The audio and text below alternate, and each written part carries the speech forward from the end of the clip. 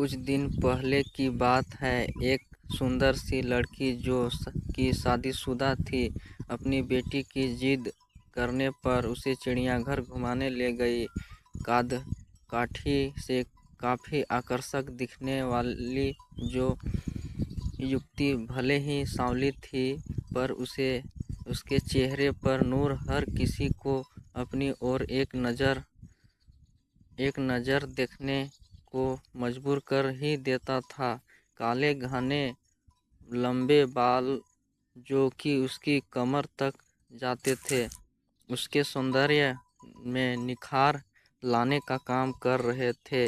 उसके साथ में उसकी छोटी बेटी थी, जो कि उसकी उंगली पकड़ के बारी बारी से अलग अलग जानवरों को उनके बाड़े में आगे जा कर देख रही थी, और कभी हंसती, कभी मुस्कुराती, कभी अपनी माँ की ओर देखती खेल रही थी। वही चिड़ियाघर में एक आवारा और मनचले लड़कों का झुंड भी था, जो उस लड़की को देखने ही उसके सौंदर्य पर लार टपकाने लगे थे।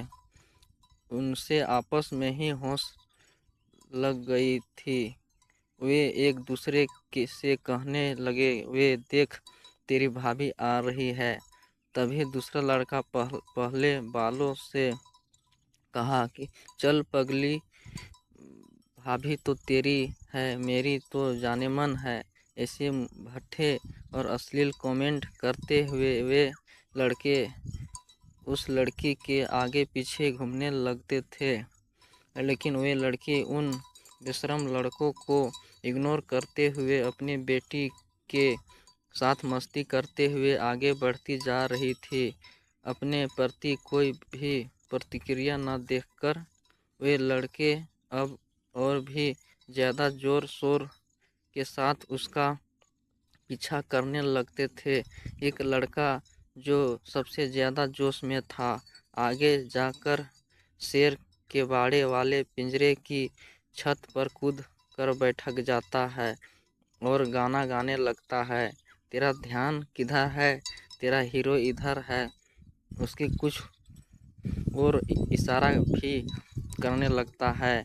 उस लड़की की अभी भी उसका गाना तनिक भी विचलित नहीं कर रहा था। ऐसा लग रहा था मानो उसे कोई फर्क नहीं की है ये क्या रहे हैं, वो तो बस अपना बेटा के साथ मस्ती करने में थी। लड़की का ध्यान अपनी ओर आकर्षित करने के चलते जो उछल कूद कर रहा था, वो गलती से शेर के बाड़े में अंदर जा गिरा। अचानक से ये क्या हुआ, उसे खुद कुछ समझ नहीं आया, लेकिन जब उसे होश आया कि वह शेर के बाड़े में गिर चुका है, उसके पैरों तले ज़मीन खिसक गई। उसका गाना सुनने लगा। वे चिल्लाना चाह रहा था, लेकिन उसकी आवाज़ उसके गले में ही दाब के रखी जा रही थी। बहुत कोशिश करने के बाद वे अपने दोस्तों से मदद करने के लिए गुहार लगाने लगा, भाई प्लीज़ मुझे बचा लो दोस्त। लेकिन कोई भी उसकी मदद करने के लिए आगे नहीं आ रहा था। दूसरी ओर जैसे ही होश शेर ने दिखा कोई उसके बाड़े में आ रहा है, शेर धीरे धीरे दबे पैरों आगे बढ़ने लगता है।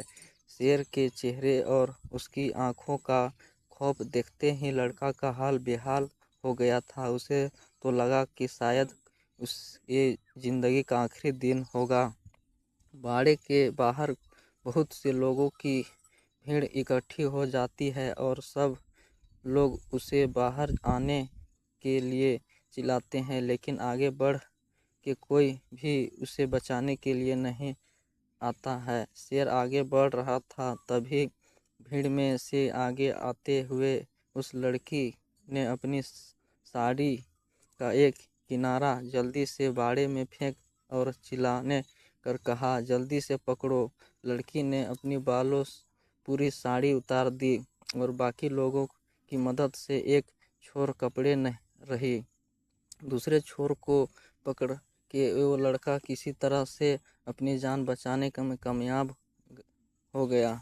जैसे ही वह बाड़े के एक दीवार कूद के बाहर आया, वहाँ पर मौजूद सिक्योरिटी गार्ड ने गरजते हुए कहा, तुम्हें होश भी था कि तुम क्या कर रहे थे इस खूंखार शेर के बाड़े के पास? अगर ये बहन तुम्हारी मदद करने के लिए आगे न आई होती तो तुम अब तक इस शिकारी शेर के पेट में चले गए होते। सिक्योरिटी गार्ड की बात सुनकर उसने एक नज़र अर्धनग्न ब्लाउज और पेटीकोट में खड़ी लड़की की ओर की। वे मन में सोचने लगा, ये सिक्योरिटी गार्ड सही ही कह रहे हैं, ये तेरी बड़ी बहन जैसी ही है तो बल्कि उससे भी ज़्यादा है।